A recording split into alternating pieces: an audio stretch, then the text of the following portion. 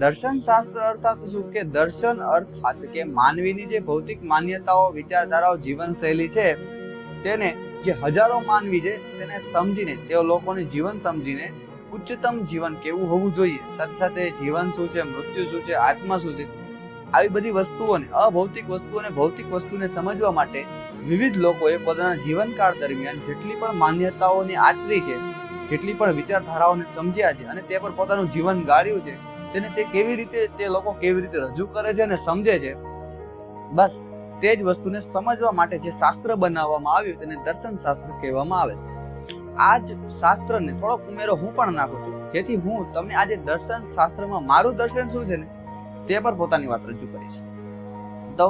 દર્શનમાં એવું કહી શકો કે લોકોની પોતાની જીવનમાં હજારો લોકો, કરોડો લોકોની જીવનની માન્યતા શું છે, પોતાના વિચારધારા શું છે, અને એવી તો કઈ વસ્તુ છે જે માન્યતાને બાંધી રાખે, માનવ સમાજ જીવનને બાંધી રાખે. ઘણા બધા એવા સવાલો છે જેનો જવાબ આજના આધુનિક યુગમાં પણ નથી મળતો, જેમ કે મૃત્યુ પછી શું થાય છે, આત્મા છે કે નહીં, કે પછી